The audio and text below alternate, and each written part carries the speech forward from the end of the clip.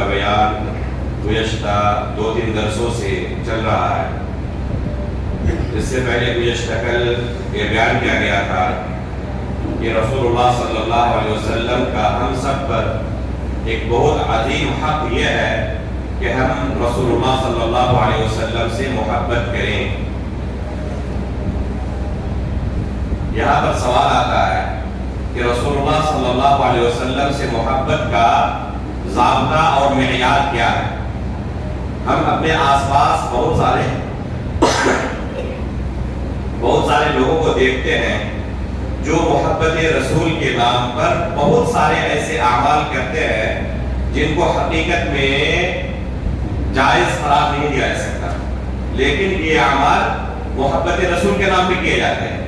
مثلا رسول اللہ صلی اللہ علیہ وسلم کی یوم پیدائش پر میلاد منانا، اللہ کے رسول کا نام آنے پر انگلی چومنا اور آنکھ پر لگانا، اسی طرح بے شمار آپ کو ایسے اعمال ملیں گے، یہاں تک کہ مسجد نبوی میں رسول اللہ صلی اللہ علیہ وسلم کی قبر کے سامنے خود میں نے کئی ایسے لوگوں کو منع کیا ہے جو وہاں پر قبر رسول پر سجدہ کرتے تھے۔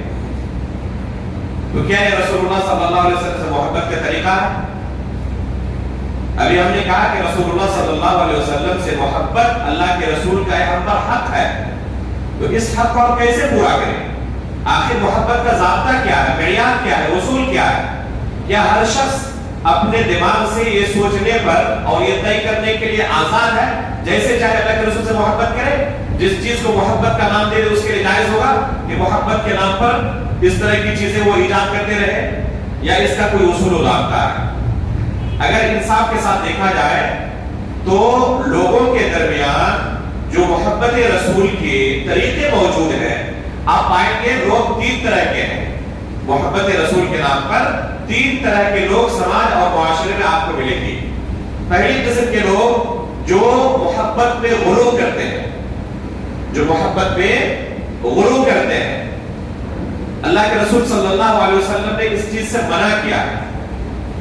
اللہ کے رسول صلی اللہ علیہ وسلم فرماتے ہیں لا تطرونی کما اطاعت النصارى ابن مریم، جس طرح نصارہ نے ابن مریم کو یعنی عیسیٰ علیہ السلام کو غلو اور مبالغے سے کام لیا تھا اور ان کا مقام و مرتبہ بڑھا کے اللہ رب العالمین کے مقام تک پہنچا دیا تھا، میرے ساتھ ایسا نہ کرنا۔ اللہ کے رسول صلی اللہ علیہ وسلم سے غلو کرنے سے منع کیا اللہ کے رسول نے۔ اس لیے اگر کوئی محبت کے نام پہ غلو کرتا ہے تو گویا کہ اللہ کے رسول کے حکم کی مخالفت کر رہا ہے، وہ اللہ کے رسول سے محبت نہیں ہے، یہ محبت کا ضابطہ اور معیار نہیں ہے۔ جو اللہ رب العالمین کے حقوق ہیں وہ حقوق اللہ کے رسول کو ادا کرنا یا کسی بھی مخلوق کو ادا کرنا اس مخلوق کی حقیقی تعظیم نہیں ہے، بلکہ وہ اس کی توہین ہے۔ والدین کی تعظیم بھی ضروری ہے نہیں ہے؟ اگر کوئی اپنے والدین کو تعظیم کرتے کرتے اللہ کے رسول کے درجے تک پہنچا دے، کیا وہ راضی ہوں گے؟ اگر حقیقت میں وہ مومن اور مسلمان ہو تو کیا کوئی والدین اس بات پر راضی ہوگا کہ اسے اللہ کے رسول کے درجے تک پہنچا دیا جائے؟ استاد کی تعظیم ضروری ہے۔ کیا کوئی استاد یہ پسند کرے گا اور اس بات پر راضی ہوگا کہ ان کے درجے اور مقام سے بڑھا کر انہیں اللہ کے رسول کے درجے تک پہنچا دیا جائے؟ تو جس کا جو مقام ہے اس مقام پر اگر اسے رکھا جائے تو یہ حقیقت میں تعظیم ہے۔ اس مقام سے اونچا بنا دیا جائے تو پھر یہ تعظیم نہیں رہ جاتی، توہین ہو جاتی ہو۔ وہ تعظیم جس تعظیم کے مستحق تھے وہ تعظیم بھی آپ نے نہیں کی۔ تو اللہ کے رسول کا مقام جو ہے اس مقام پر باقی رکھنا یہ اللہ کے رسول کی حقیقی تعظیم ہے۔ اس مقام سے اونچا اٹھا کر اللہ رب العالمین کے مقام تک پہنچا دینا۔ جیسے کہ بعض لوگ کیا کہتے ہیں، وہی جو خدا تھا عرش بری پر اتر پڑا ہے مدینے میں مصطفیٰ بن گئے، اس طرح کا کوئی شعر پڑھتے ہیں نا۔ اللہ کے مقام و مرتبے تک لوگوں نے پہنچا دیا اللہ کے رسول کو کہ اللہ کے رسول ہی حقیقت میں اللہ ہے، پہلے عرش پر تھے اب مدینے میں اتر چکے ہیں۔ نعوذ باللہ من ذالک، یہ اللہ کے رسول کی تعظیم نہیں ہے، اللہ کے رسول کی یہ محبت نہیں ہے، بلکہ اللہ کے رسول کی توہین ہے حقیقت میں۔ تو محبت کا یہ معنی نہیں ہے۔ بہت سارے لوگ کیا کرتے ہیں، جیسے کہ ابھی میں نے تھوڑی دیر پہلے کہا کہ جیسے اللہ کے رسول کا نام آئے کیا کرتے ہیں؟ انگلی چومتے ہیں، اس کو اپنی پیشانی پر لگاتے ہیں، آنکھوں پر لگاتے ہیں. یہ اللہ کے رسول سے محبت کا طریقہ ہوتا تو جو صحابہ کرام اپنے سینے پر اللہ کے رسول کے لیے تیر کھا سکتے تھے، یہ کام ان کے لیے مشکل ہوتا؟ یہ تو بہت آسان نسخہ تھا اظہار محبت کا. لیکن صحابہ کرام نے یہ طریقہ نہیں جانا کہ اس طریقے سے ہم اللہ کے رسول کی محبت حاصل کر سکتے ہیں اور اللہ کے رسول کی مرافقت ہمیں جنت کے اندر اس طریقے سے بھی مل سکتی ہے. اگر یہ بھی محبت کا کوئی طریقہ ہوتا تو صحابہ کرام سب سے پہلے اس طریقے کو اپناتے. بعض لوگ کیا کرتے ہیں، رسول اللہ صلی اللہ علیہ وسلم کی پیدائش کا جو دن ہے اس دن دھوم دھام سے مناتے ہیں، برتھڈے مناتے ہیں اللہ کے رسول کا. اللہ کے رسول صلی اللہ علیہ وسلم نے اپنی اس دنیاوی زندگی کے اندر 1-2 سال نہیں 23 سال کا عرصہ گزرے، 63 سال کا عرصہ گزارا. یہ دن خود اللہ کے رسول کی زندگی میں کتنی مرتبہ آیا؟ 62-63 مرتبہ آیا. اگر یہ برتھڈے منانا کوئی جائز طریقہ ہوتا تو اللہ کے رسول خود مناتے، صحابہ کرام دیکھتے اور وہ بھی مناتے. لیکن صحابہ کرام کی پوری زندگی گزر گئی، تابعین تابعین ائمہ کرام کی پوری زندگی گزر گئی، ان کے ذہن میں یہ تصور بھی نہیں تھا کہ اس دن بھی کوئی ہماری طرف سے، شریعت کی طرف سے ہمیں کچھ منانے کا حکم دیا گیا ہے. یہ بدعت کب ایجاد ہوئی؟ کئی صدیاں گزر جانے کے بعد. بعض اقوال کے مطابق 3 صدیاں گزر جانے کے بعد، بعض اقوال کے مطابق 5 صدیاں گزر جانے کے بعد یہ بدعت رائج ہوئی. کیا کوئی چیز دین کا حصہ ہو سکتی ہے جس کا وجود 3 صدیوں تک نہیں تھا؟ اسے کچھ لوگ اگر کہیں کہ یہ بھی اللہ کے رسول سے محبت کا ایک طریقہ ہے، تو کیا صحابہ کرام، تابعین، تابع تابعین اور تمام ائمہ کرام، یہاں تک کہ محدثین کرام، امام بخاری، مسلم، ابو داؤد، ترمذی، نسائی، یہ کوئی طریقہ نہیں پتا تھا؟ جو اللہ کے رسول کی محبت میں اپنا سب کچھ قربان کر سکتے تھے، اپنا جان و مال اللہ کے رسول کے لیے نچھاور کر دیتے تھے، حلوے کھانا ان کے لیے مشکل کام تھا؟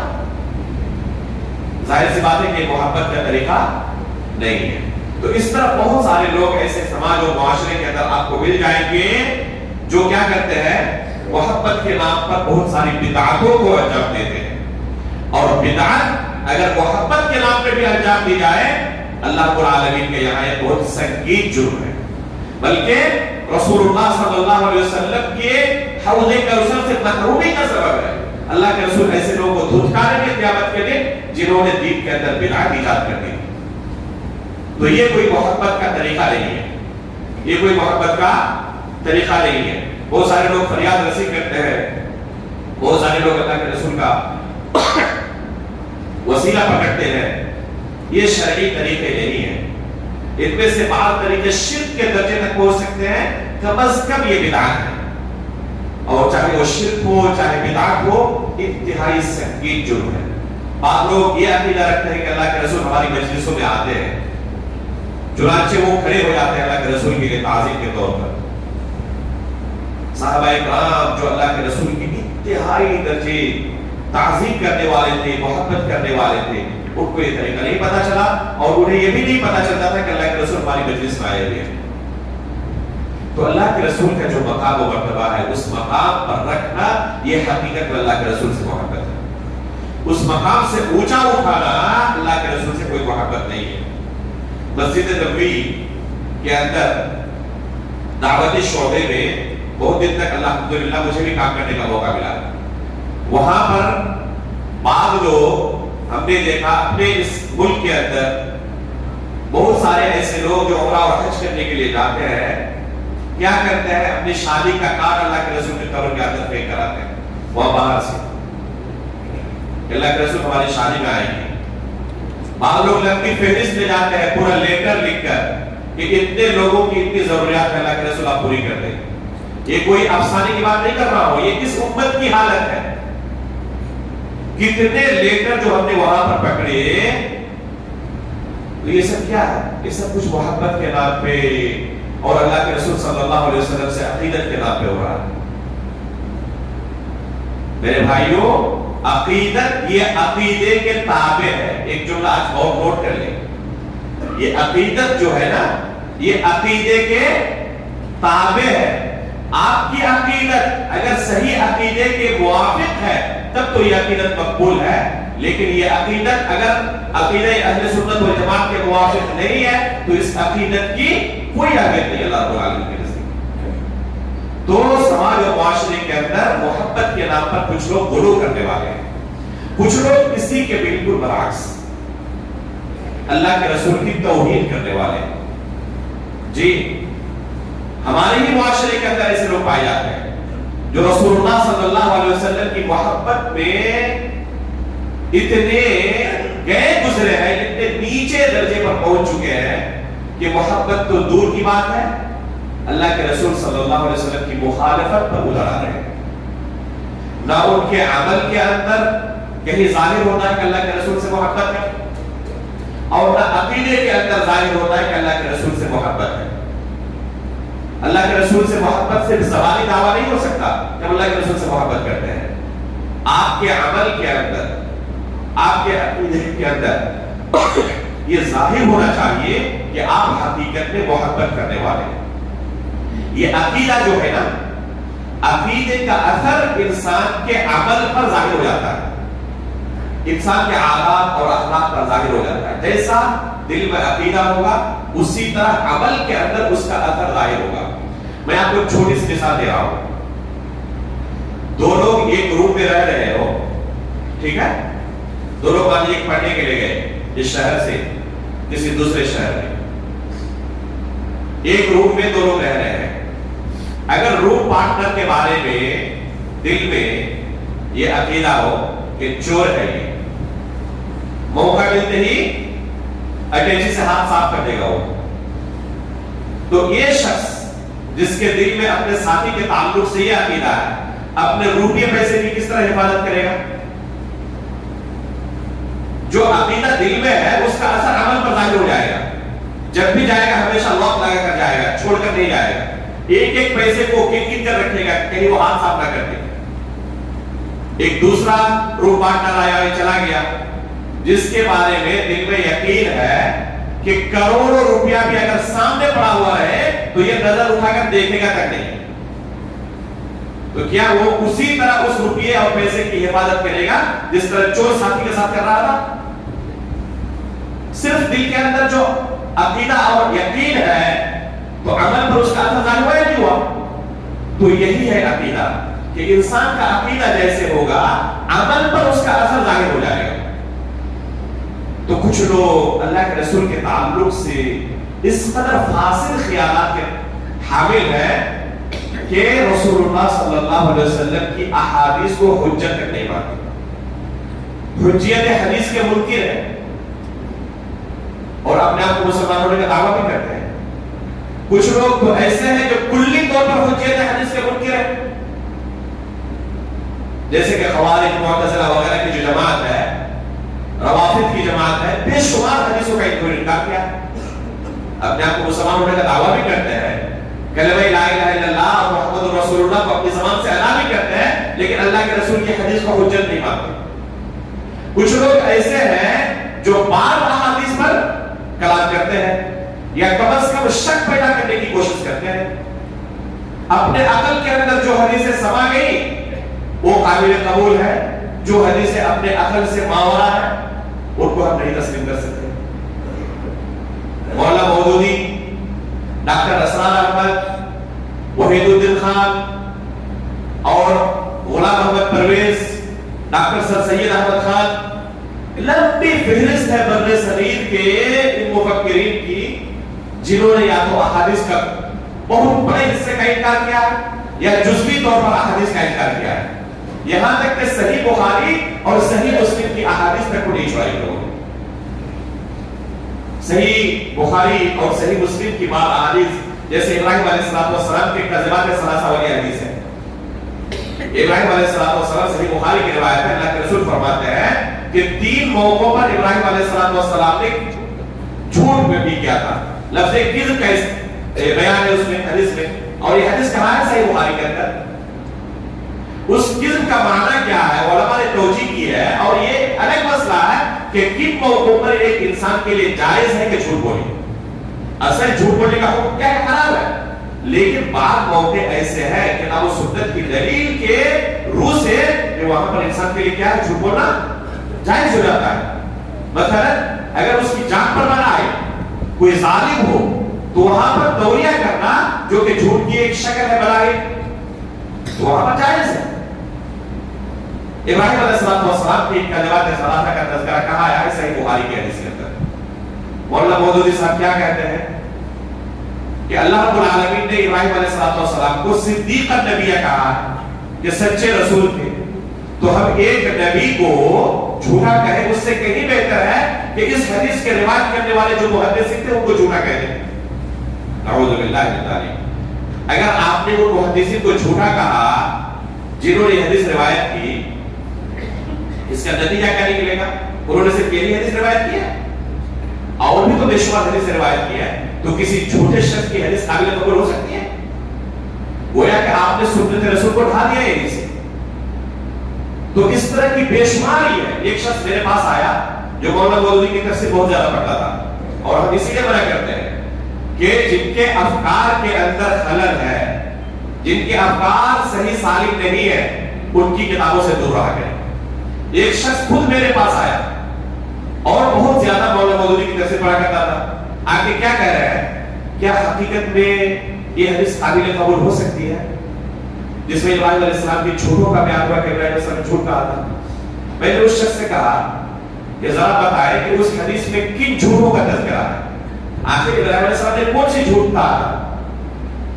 انہوں نے کہا کہ ایک جھوٹ تو اس حدیث میں یہ بیان ہوا ہے کہ خود اپنے ہاتھوں سے بتوں کو توڑے تھے۔ جب لوگوں نے پوچھا کہ کس نے توڑا ہے تو کیا کہا تھا انہوں نے؟ کہ بڑکا جو بت ہے اسی نے توڑا ہے، میں نے نہیں توڑا۔ میں نے اس بھائی سے کہا کہ یہ تو قرآن کریم کے اندر موجود ہے، بل فعلہ کبیرہم فاسألوہم ان کانوا ینطقون، یہ تو قرآن کے اندر آیا ہوا ہے۔ اچھا یہ قرآن میں بھی ہے؟ میں نے کہا اب کیا کریں گے آپ؟ حدیث رسول کو تو آپ نے کہہ دیا کہ یہ قابل قبول نہیں ہو سکتی، کیا قرآن کی آیت کا انکار کر دیں گے؟ یعنی کہ قرآن کی کیسے انکار کر سکتے ہیں؟ میں نے کہا کہ دوسرا جو کیا ہے اس حدیث میں فرمایا کہ جب لوگوں نے بلایا میلے کے دن بیمار نہیں تھے، لیکن ایسے ہی کہہ دیا کہ میں بیمار ہوں نہیں جا سکتا، تو یہ جھوٹ تھا۔ میں نے کہا یہ تو قرآن میں آیا ہوا انی سقیم۔ اچھا قرآن میں آیا ہوا؟ میں نے کہا آپ کیا کریں گے؟ آپ اس آیت کا انکار کریں گے؟ تو میرے بھائیوں ایک چیز آپ نوٹ کر لیں کہ حدیث رسول کا انکار کرنے والا حقیقت میں قرآن کا بھی انکار کرنے والا ہوتا ہے، اور نتیجتاً شریعت کا انکار کرنے والا ہوتا ہے۔ اس لیے رسول اللہ صلی اللہ علیہ وسلم کا حق ہے کہ آپ صلی اللہ علیہ وسلم کی محبت کا تقاضا ہے کہ آپ کی احادیث کو حجت مانا جائے، شریعت مانا جائے۔ تو کتنے ایسے لوگ ہیں جو حدیث رسول کو وہ مقام و مرتبہ نہیں دیتے جو اس کا حق ہے۔ محبت رسول کا تقاضا ہے کہ حدیث رسول کا جو حق ہے وہ حق ادا کریں۔ اور کیا حق ہے؟ وما آتاکم الرسول فخذوه وما نهاکم عنہ فانتہوا، یہ ہے حدیث رسول کا حق۔ وما ينطق عن الهوى ان هو الا وحی یوحی، یہ ہے حدیث رسول کا حق کہ اللہ کے رسول اپنی طرف سے کچھ بنا کر پیش نہیں کرتے، وہ اللہ کی طرف سے وحی ہوتی ہے۔ اس لیے یہ چیز جان لیں کہ اہل سنت و جماعت کا عقیدہ ہے شریعت کے باب میں دلیل کے اعتبار سے، حجت کے اعتبار سے قرآن اور حدیث کا مقام و مرتبہ یکساں ہے، برابر ہے۔ سمجھا آپ نے اس چیز کو؟ حجت کے باب میں کسی مسئلے کی آپ کو دلیل پیش کرنی ہے، ٹھیک ہے؟ تو قرآن سے دلیل پیش کرنا اور حدیث رسول سے دلیل پیش کرنا دونوں برابر ہے۔ قرآن کا درجہ حدیث سے یہاں پر اونچا نہیں ہے، دونوں اللہ کی طرف سے وحی ہے۔ صرف شرف کے اعتبار سے قرآن اونچا ہے حدیث رسول سے، کیونکہ وہ اللہ کا کلام ہے، اور حدیث رسول کیا ہے؟ اللہ کا کلام۔ صراحتاً ہم نہیں کہہ سکتے کہ اللہ تعالیٰ نے کلام کیا ہے، یہ اللہ کی طرف سے وحی ہے، لیکن قرآن یہ اللہ کا کلام ہے، یہ مخلوق کا کلام نہیں ہے۔ تو یہ فرق ہے شرف کے اعتبار سے، لیکن حجت کے اعتبار سے शरीयत के एतबार से हदीस रसूल का वही मकाम व मर्तबा है जो कुरान करीम का मकाम व मर्तबा है। यही अहले सुन्नत व जमात का अकीदा है और बेशुमार अहादीस इस बारे में दलालत करती है। खुद सहाबा इकराम के बेशुमार आसार हैं। अल्लाह के रसूल ने खुद ये तदबीर की थी, जिन फितनों के ताल्लुक से अल्लाह के रसूल ने आगाह किया था कि मेरी वफात के बाद ऐसे फितने रोनमा होंगे, उनमें से एक फितने के ताल्लुक से अल्लाह के रसूल ने खुसूसी तौर पर आगाह किया था कि मेरी इस उम्मत में कुछ लोग ऐसे पैदा होंगे जो कुरान और हदीस के दरमियान तफरीक करेंगे। कुरान को तो कबूल कर लेंगे, हदीस को कबूल नहीं करेंगे। वो क्या कहेंगे कि हमें सिर्फ कुरान से दलील दो, हदीस से नहीं। सहाबा इकराम के पास भी कुछ ऐसे लोग लागे हुए थे उस जमाने में भी कि हमें कुरान सुनाए, हदीस ना सुनाए। तो क्या कहा उनसे कि जरा करीब आ जाओ, 4 रकात नमाज पढ़ के दिखा सकते हो कुरान की रूह से? ज़कात का निसाब क्या है तुम कुरान से दिखा सकते हो? रोजे कैसे रखने हैं कुरान से दिखा सकते हो तुम? जाहिर सी बात है कि इन तमाम चीजों की तफसीलात कहां मौजूद है? सब हदीस रसूल के अंदर। जो अल्लाहु अकबर से लेकर सलाम फिरने तक आप नमाज पढ़ते हैं, ये तफसील कुरान में नहीं है कि आपको कहां कौन सी दुआ करनी है, कितने रकात नमाज ज़ोहर की है, मगरिब की कितनी रकात है, कुरान से कोई साबित कर सकता है?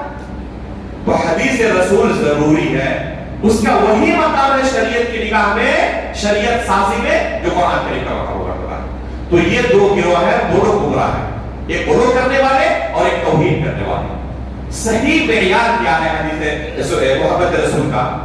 सही मेयार हुआ है जो सहाबा इकराम और सलफ सालिहीन ने अंजाम दिया है, जो उन्होंने करके दिखाया। वो क्या है? अल्लाह रब्बुल आलमीन ने कुरान करीम के अंदर कहा, मुझे शक्ल तरावी में आयत आपके सामने पढ़ी गई थी, क्या? कुल इन कुंतुम तुहिब्बूनल्लाह फत्तबिऊनी। ये है मोहब्बत का सही मेयार कि अगर हम अल्लाह के रसूल से मोहब्बत करना चाहते हैं तो अल्लाह के रसूल की इत्तिबा करें। जो भी हदीस अल्लाह के रसूल से मिले उसे मिनवान तस्दीक कर ले। अल्लाह के रसूल की इत्तिबा ही अल्लाह के रसूल का हकीकी मकाम व मर्तबा और हकीकी ताज़ीम है, हकीकी मोहब्बत यही है। अतीउल्लाह व अतीउर रसूल, अल्लाह के रसूल की इताअत करें। इमाम शाफिई रहमहुल्लाह के बहुत मशहूर अशआर है, लौ कान हुब्बुका सादिक़न लअताअतहु इन्नल मुहिब्ब लिमन युहिब्बु मुतीअ। कि अगर आपकी मोहब्बत अल्लाह के रसूल से सच्ची होती तो अल्लाह के रसूल की आप इताअत भी करते। इसलिए कि एक महबूब जिससे मोहब्बत करता है उसकी इताअत करता है। ऐसा हो नहीं सकता कि आप नाफरमानी करें और दावा करें कि मैं अल्लाह के रसूल से मोहब्बत करता हूं। तो अल्लाह के रसूल से अगर कोई मोहब्बत का दावा करता है तो अल्लाह के रसूल की तालीमात पर भी वो चलेगा, अल्लाह के रसूल की इत्तिबा करेगा। अल्लाह के रसूल की इत्तिबा करना ये खुद इस बात की दलील है कि उसके दिल में अल्लाह के रसूल की मोहब्बत है। ये पहली चीज हुई। दूसरी चीज है मोहब्बत का तकाज़ा और मोहब्बत की अलामत और दलील कि जब भी अल्लाह के रसूल का नाम आए अल्लाह के रसूल पर दुरूद भेजें। बल्कि ये वाजिब है, अगर कोई शख्स अल्लाह के रसूल का नाम सुनकर दुरूद ना भेजे तो अल्लाह के रसूल ने उसे बखील कहा है, बल्कि एक हदीस के अंदर उसके हलाकत की बद्दुआ की है। अल्लाह के रसूल एक मर्तबा मिंबर पर चढ़े, 3 मर्तबा आपने आमीन कहा।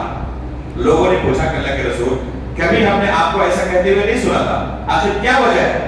तो अल्लाह के रसूल ने क्या कहा कि जब मैं मिंबर पर चढ़ा जिब्रील अमीन मेरे पास आए और 3 बद्दुआएं की जिन पर मैंने आमीन कहा था। वो बद्दुआएं क्या थी? अगर कोई रमजानुल मुबारक जैसा महीना पाए और हम रमजान मुबारक से गुजर रहे हैं, इसलिए इस महीने के अंदर इस हदीस को हमेशा अपनी नजर के सामने रखें। बहुत अहम और बहुत सख्त हदीस है ये। रमजान मुबारक जैसा महीना पाया और नेकियों से अपने गुनाहों की बख्शिश ना करा सका तो ऐसा शख्स हलाक और बर्बाद हो जाए। अल्लाह के रसूल ने कहा कि अल्लाह तू कबूल फरमा ले, आमीन, अल्लाह तू कबूल फरमा ले। जिब्रील अमीन ने कहा कि किसी ने अपने वालिदैन को या उनमें से किसी एक को बुढ़ापे की हालत में पाया और उनकी खिदमत करके अपनी आखिरत को संवार नहीं सका, रब की मग़फ़िरत और रब की रज़ामंदी हासिल नहीं कर सका, तो वो भी हलाक और बर्बाद हो जाए। मैंने कहा अल्लाह तू कबूल फरमा ले, आमीन, अल्लाह तू कबूल फरमा ले। इसी तरह जिब्रील अमीन ने बद्दुआ की कि रसूलुल्लाह सल्लल्लाहु अलैहि वसल्लम का नाम किसी के सामने लिया जाए और वो अल्लाह के रसूल पर दुरूद ना भेजे, वो भी हलाक और बर्बाद हो जाए। اللہ کے رسول نے کہا آمین، اے اللہ تو قبول فرما۔ اب غور کریں کہ یہ بد دعا کرنے والی ذات کون سی ہے؟ جبریل امین علیہ السلام بد دعا کر رہے ہیں اور اس پر آمین کہنے والے کون ہے؟ رسول اللہ صلی اللہ علیہ وسلم۔ دنیا کے اندر کوئی ایسی بد دعا نہیں ہے جو جبریل امین نے کی ہو اور اللہ کے رسول نے اس پر آمین کیا۔ اس لیے کتنا بڑا بد نصیب اور محروم ہوگا وہ شخص جو جبریل امین اور اللہ کے رسول کی بد دعا لے۔ کیا یہ بد دعا اللہ کی بارگاہ میں رد ہو سکتی ہے؟ ناقابل قبول ہو سکتی ہے؟ اس لیے اگر کوئی ان تین زمروں میں سے پڑھ رہا ہے اس کا انجام بڑا خطرناک اور بڑا سخت ہے۔ تو یہ اللہ کے رسول سے محبت کا تقاضا ہے کہ جب اللہ کے رسول کا نام آئے تو ہم کیا کریں؟ صلی اللہ علیہ وسلم کہیں، درود بھیجا کریں۔ اسی طرح اللہ کے رسول سے محبت کا تقاضا یہ ہے کہ اللہ کے رسول کو جن سے محبت تھی ان سے محبت کریں، اللہ کے رسول کو جن سے نفرت تھی ان سے نفرت کریں۔ یہ اللہ کے رسول سے محبت کا تقاضا ہے۔ آپ دنیاوی معاملات میں دیکھ لیں، آپ کسی سے محبت کا دم بھریں اور اس کے کٹر دشمن سے بھی دوستی رکھے، وہ کیا کہے گا کہ میرے ساتھ گیم کھیل رہے ہو، میرے دشمن سے ہاتھ ملائے ہوئے ہو اور میرے سامنے آ کے مجھ سے محبت کا دعویٰ کر رہے ہو؟ کوئی قبول کر لے گا کہ تم مجھ سے محبت کرتے ہو؟ اور لوگ آج کیا کر رہے ہیں؟ اللہ کے رسول سے محبت کا دم بھی بھرتے ہیں اور صحابہ کرام کو گالی بھی دیتے ہیں۔ نعوذ باللہ من ذالک۔ ہے یا نہیں یہ بہت سارے لوگ اس امت کے اندر جو صحابہ کرام کو تعظیم و تشریح کرتے ہیں، برا بھلا کہتے ہیں؟ مولانا مودودی کی ایک کتاب ہے خلافت و ملوکیت، اس کتاب کے اندر زہر آلود کتاب ہے، صحابہ کرام کے تعلق سے ایسے زہریلے بیانات ہیں کہ اس کتاب کو پڑھ کر صحابہ کرام کی کسی کے دل کے اندر تعظیم نہیں ہو سکتی۔ ابھی گزشتہ کل کی بات ہے، بہت زمانے پہلے کی نہیں، گزشتہ کل کی بات ہے، میرے ایک شاگرد جو جامعہ اسلامیہ کوثر نور باغ کے اندر میرے شاگرد ہے، فضیلت اولیٰ کے طالب ہیں، کل مجھے انہوں نے صحیح بخاری کے ایک حدیث بھیجی۔ صحیح بخاری میں امام بخاری نے کتاب المغازی کے اندر ایک حدیث روایت کی ہے، اس پہ ہے کیا؟ کہہ رہے ہیں کہ ایک بھائی میرے پاس آئے اور انہوں نے مجھے یہ حدیث دی۔ اس حدیث میں یہ ہے کہ عبداللہ بن عمر رضی اللہ تعالیٰ عنہ نے معاویہ رضی اللہ تعالیٰ عنہ کو کچھ برا بھلا کہا، دونوں طرف سے کچھ تو تو میں ہوئی۔ اس بھائی کا کہنا ہے، وہ میرے شاگرد کے پاس گیا کہ جب عبداللہ بن عمر رضی اللہ تعالیٰ عنہ معاویہ رضی اللہ تعالیٰ عنہ کو برا بھلا کہہ سکتے ہیں تو ہم کیوں نہیں معاویہ رضی اللہ تعالیٰ عنہ کو برا بھلا کہیں؟ دیکھ رہے ہیں عقل۔ میں نے کہا کہ اس بھائی کو ذرا کہے کہ آپ کے والد آپ کی ماں کو، آپ کی والدہ کو بہت کچھ کہتے ہیں، کہتے نہیں کہتے؟ جائز بھی ہے کہ ادب کے طور پر مار بھی سکتے ہیں، تو کیا بیٹا بھی کسی پر قیاس کرتے اپنی ماں کو مار سکتا ہے کہ میرے والد تو کہتے ہی ہیں والدہ کو تو میں بھی اسی طرح تعامل کروں؟ اور گاؤں کے دوسرے لوگ بھی آپ کے والدہ کے ساتھ ویسا ہی تعامل کریں جیسے کہ آپ کے والد آپ کے والدہ کے ساتھ کرتے ہیں، قبول کر لیں گے؟ میرے بھائی وہ صحابہ اکرام کے آپس کے دوست تھے، ان کا آپس میں ایک دوسرے کے ساتھ جو تعامل تھا، اگر کبھی انسانی تقاضے کے تحت کچھ ان سے صادر ہو گیا تو یہ آپ کے لیے دلیل بن جائے گی کہ آپ لوگ پر تعامل نہیں کریں۔ اللہ کے رسول نے دو صحابی کے درمیان کچھ تو میں ہو گئی، کون تھے یہ؟ عبد الرحمن بن عوف رضی اللہ تعالیٰ عنہ اور خالد بن ولید رضی اللہ تعالیٰ عنہ۔ خالد بن ولید کون ہے پتہ ہے نا؟ سیف بن سیوف اللہ، جن کا لقب ہے سیف اللہ۔ عبد الرحمن بن عوف رضی اللہ تعالیٰ عنہ یہ کبار صحابہ میں سے ہے، ان صحابہ اکرام میں سے جنہوں نے سب سے پہلے اسلام قبول کیا تھا۔ ابھی صرف 8 لوگ تھے اللہ کے رسول کے ساتھ اسلام قبول کرنے والوں میں، ان میں ایک کون تھے؟ عبد الرحمن بن عوف رضی اللہ تعالیٰ عنہ، جنہوں نے اللہ کے رسول کی شروع سے کیا کی؟ خدمت میں، اور اللہ کے رسول کے دین کو پہنچانے میں بڑھ چڑھ کر حصہ لیا۔ اپنے مال کے ذریعے بہت بڑے اللہ رب العالمین کے فضل و کرم سے کیا تھے؟ مالدار تھے۔ صحابہ اکرام میں سب سے بڑے مالدار میں عبد الرحمن بن عوف رضی اللہ تعالیٰ عنہ کو شمار ہوتا تھا۔ اپنے جان سے، اپنے مال سے اللہ کے رسول کی اور دین کی خدمت میں کوئی کمی نہیں رکھی۔ ایک مرتبہ کیا بات ہے عبد الرحمن بن عوف اور خالد بن ولید رضی اللہ تعالیٰ عنہ کے ساتھ کچھ تکرار ہو گئی، تو میں ہو گئی. خالد بن ولید رضی اللہ تعالیٰ عنہ کو اللہ کے رسول نے کیا کہا؟ لا تسبوا اصحابی، لا تسبوا اصحابی فوالذی نفسی بیدہ لو انفق احدکم مثل احد ذهبا ما بلغ مد احدهم ولا نصیفہ. میرے صحابہ کرام کو برا نہ کہو. اگر تم میں سے کوئی، یہ کن کو کہتے اللہ کے رسول؟ خالد بن ولید کو، ایک صحابی کو. اگر تم میں سے کوئی احد پہاڑ کے برابر میں سونا خرچ کرے گا تب بھی ان کے آدھے مد یا ایک مد اللہ کے راستے میں خرچ کرے تو وہاں تک نہیں پہنچ سکتے. تو اللہ اکبر. ایک صحابی رسول کے ساتھ دوسرے صحابی کا کچھ ٹکرا لگ رہا ہے تو اللہ کے رسول نے یہ موقف اپنایا. اور آپ چاہتے ہیں کہ صحابہ رسول کے متعلق اس طرح برا بھلا کہیں اور آپ کا ایمان صحیح ثابت ہو جائے؟ یہ اللہ کے رسول کو تکلیف دینا نہیں ہوگا. اللہ کے رسول کو کتنی تکلیف پہنچی، فوراً اللہ کے رسول نے کہا کہ اگر تم احد پہاڑ کے برابر بھی خرچ کر دو نا تب بھی ان کے ایک مد آدھے مد کے خرچ کرنے کے برابر نہیں پہنچ سکتے. اگر ایک صحابی رسول کی یہ حالت ہو تو ہماری حالت کیا ہوگی؟ اور ایسے لوگ چاہتے ہیں کہ ہم اللہ کے رسول سے محبت کرتے ہیں، یہ دعویٰ کریں اور اللہ کے رسول کے صحابہ کرام کو برا بھلا بھی کہیں اور تب بھی ان کا ایمان صحیح ثابت رہ جائے. تو اللہ کے رسول سے محبت کا تقاضا یہ ہے کہ جن کے ساتھ اللہ کے رسول کی محبت ہے ان کے ساتھ محبت رکھی جائے، ان کو برا بھلا نہ کہا جائے، اور جن کے ساتھ اللہ کے رسول کے بغض و عداوت کی، اللہ کے رسول کے دشمنوں کو کبھی دوست نہ بنایا جائے. اور ایسے لوگ کیا کرتے ہیں جو اللہ کے رسول کے دشمن تھے، اسلام کے دشمن تھے، ان کے ساتھ ان کی دوستیاں جگہ ان کے ساتھ دوستی کرتے ہیں، مسلمانوں کے خلاف ان کے ساتھ دوستی کرتے ہیں. تو یہ اللہ کے رسول سے محبت کا جھوٹا دعویٰ ہے. سچا دعویٰ کیا ہوگا کہ اللہ کے رسول جن چیزوں سے محبت کرتے ہیں، یہاں تک کہ جن چیزوں سے محبت کرتے ہیں ان سے بھی محبت رکھی جائے. عبداللہ بن عمر رضی اللہ تعالیٰ عنہ کے بارے میں مشہور ہے کہ وہ جاتے سفر پر دیکھا لوگوں نے کہ کہیں کہیں پر ان کو پیشاب کی ضرورت نہیں ہے پھر بھی پیشاب کے لیے ادھر رہے. پوچھا تو کہا کہ واقعی مجھے پیشاب کی ضرورت نہیں تھی، لیکن اسی راستے سے میں اللہ کے رسول کے ساتھ بھی سفر کیا تھا. میں نے دیکھا تھا کہ ان جگہوں پر اللہ کے رسول کیا کرتے ہیں، ادھرے تھے قضاء حاجت کے لیے، اس لیے اللہ کے رسول کی اطاعت میں یہاں پر ادھر گیا. اللہ. ایک دن نماز پڑھ رہے تھے صحابہ کرام اللہ کے رسول کے پیچھے، دیکھا کہ اللہ کے رسول نے دوران نماز اپنی جوتی اتار دی. فوراً صحابہ کرام نے اپنی جوتی اتار دی. یہ ہے محبت کا تقاضا. اللہ کے رسول نے بعد میں پوچھا ان سے کہ جبریل امین نماز کے دوران میرے پاس آئے اور انہوں نے مجھے کہا کہ اے رسول آپ کی جوتیوں میں گندگی لگی ہوئی ہے، تب میں نے اپنی جوتی اتار دی تھی، آپ لوگوں نے کیوں اتاری؟ تو صحابہ کرام نے کیا جواب دیا تھا؟ اللہ کے رسول ہم نے آپ کو دیکھا کہ آپ نے اتار دی، اس لیے ہم نے اتار دی. اتنا ہی کافی ہوتا صحابہ کرام نے. اللہ کے رسول نے کیا، بس اس سے آگے کچھ نہیں. ایک صحابی رسول کو ایک شخص آ کے پوچھتے ہیں کہ قربانی کرنا واجب ہے یا سنت ہے؟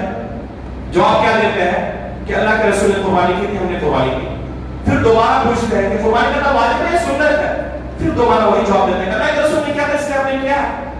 تیسری مرتبہ جب پوچھا تو کہا کہ تم کو سمجھ میں نہیں آ رہا، یہ تمہارے لیے کافی نہیں کہ اللہ کے رسول نے کیا تھا اس لیے ہم نے کیا. تو یہ ہے محبت کہ اللہ کے رسول نے کیا، یہ ہمارے لیے کافی ہے، اس سے آگے سوچنے کی ضرورت نہیں ہے. اتنا ہی کافی اللہ کے رسول کی زبان سے نکل گیا وہی سچ ہے. اور وہ صدیق کے پاس لوگ آئے کہ آج اچھا موقع ہے، ہر بات کی تصدیق کرتے ہیں اللہ کے رسول کی، جو کہتے مان لیتے ہیں بلا چوچرا. آج اچھا موقع ہے، ایسی بات پیش کریں گے، آج تو نہیں مان سکتے. کیا ہے؟ جا کے کہا کہ آپ کے دوست آج ایک ایسا دعویٰ کیا ہے کہ کوئی شخص آج ان کی تصدیق نہیں کر سکتا. پوچھا کہ آخر کیا کہا انہوں نے؟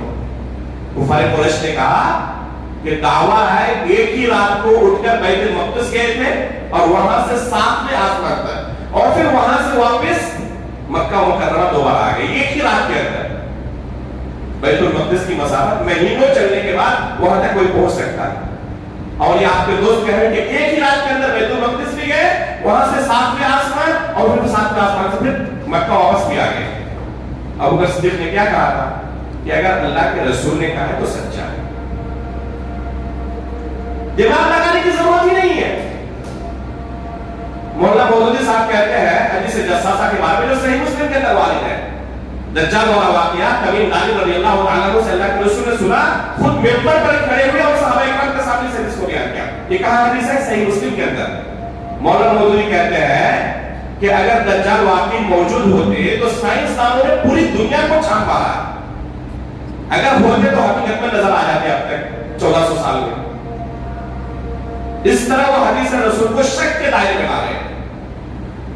ये शक करना कि अल्लाह के रसूल ने कहा है उसके बावजूद आपके दिमाग में नहीं आ रहा, इसलिए आपको तरद्दुद हो रहा है, ये मोहब्बत का मेयार नहीं है। अल्लाह के रसूल की ज़बान से निकला है तो सच है, झूठ हो ही नहीं सकता। अल्लाह के रसूल ने अली रज़ी अल्लाह तआला अन्हु को और एक सहाबी को भेजा एक मर्तबा, हातिब बिन अबी बलताअ रज़ी अल्लाह तआला अन्हु का किस्सा है, बस 2 मिनट के अंदर खत्म कर दूंगा मैं इंशाअल्लाह इस वाक़े के साथ। क्या किस्सा था? अली रज़ी अल्लाह तआला अन्हु को और एक सहाबी को भेजा अल्लाह के रसूल ने कि एक खातून मक्का के रास्ते में है जिसके साथ एक खत है, मक्का तक वो खातून ना पहुंचने पाए, कुफारे कुरैश तक एक खत ना पहुंचने पाए, जाके पकड़ो। सही बुखारी की रिवायत है ये। गए तो सहाबा इकराम रास्ते में वो खातून मिल गई, जाके कहा कि आपके पास कोई लेटर है, कोई खत है, वो खत आप हमारे हवाले कर दें। उस खातून ने इनकार कर दिया कि मेरे पास कोई लेटर नहीं है। जब इनकार करते हैं तो इन्होंने तलाशी की बढ़ाई, वो लेटर मिला नहीं।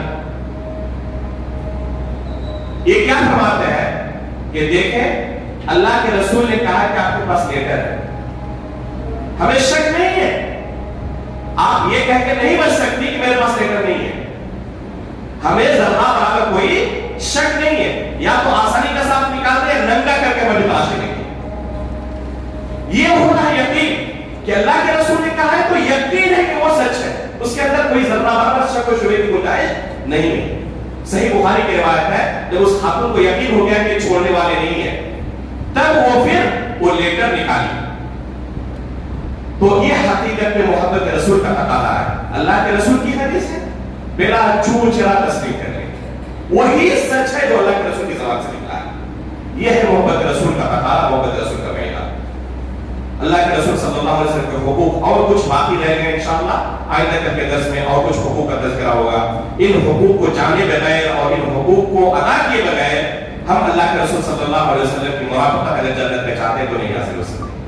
कब्र के अंदर चाहते हैं कि हम फरिश्तों को सही से जवाब दे दें कि हमारे रसूल कौन थे? मोहम्मद रसूलुल्लाह के रसूल थे, तो ये जवाब वहां पर इतना आसान नहीं हो सकता।